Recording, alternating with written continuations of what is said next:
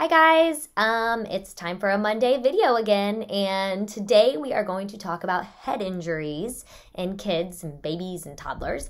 I get a lot of calls and questions about this. I see it happen a lot too when I'm out and about at the playground. I see kids run into slides, playground equipment. I see them take falls and get those big old goose eggs right on their forehead.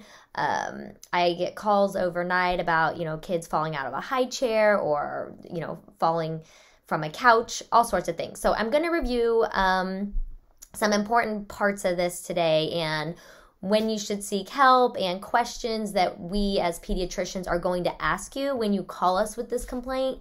So it's important to kind of know the answers to these questions when you call us, because these are going to give us a lot of information and help us determine, okay, do we need to get you seen right away? Can we kind of sit and monitor? So I'm going to go through everything that we like to know about. So the first thing is, how did this happen? We are going to wonder, did they fall from a chair, from a bed?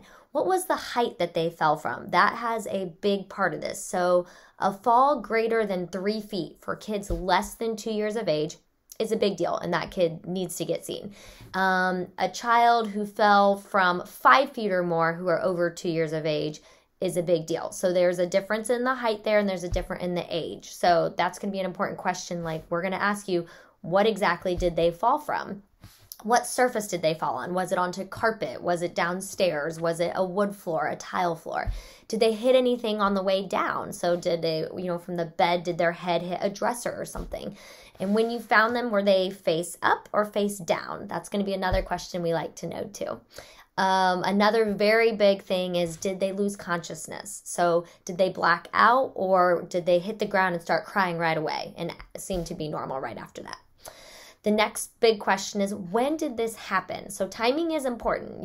Did it happen 10 minutes ago and they are vomiting once, or did this happen yesterday and we've had continued vomiting for the last 24 hours? That's a big deal. So that's another thing we're going to ask you.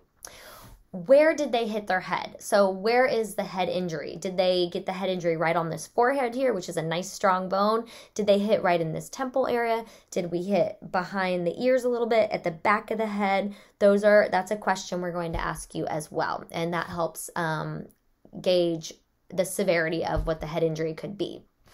We're going to ask you, what does the head look like? Is there an indentation anywhere in the bone? So is the bone pushed inward, or do you see more of that big old goose egg? You see that a lot, where it's like a big old golf ball or baseball right on their forehead.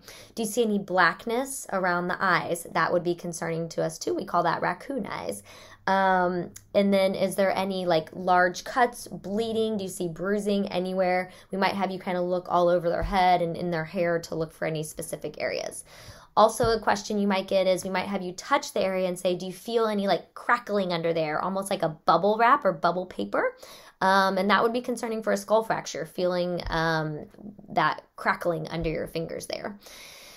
Another big question, changes in their baseline or their demeanor. Are they having just inconsolable crying? Do they seem unsteady or off balance? Now, if you have a 14-month-old who's just learning to walk, they're always unsteady and off balance.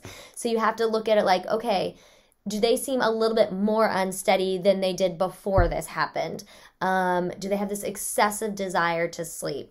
The hardest one is when these people, parents call, their kid took a fall at 7:30 at night, 8 o'clock at night, and then it's time for bed. Those are always difficult conversations to have because the kid is naturally very tired, so it's hard to assess that excessive desire for sleep.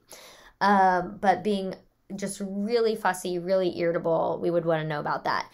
Obviously, if they had a seizure right after this fall, that would be concerning too. I think you guys could figure that one out. So those are my big highlight points I wanted to hit with you guys. If you have any questions, comments, just list them below. I'm trying to keep these short and simple for you.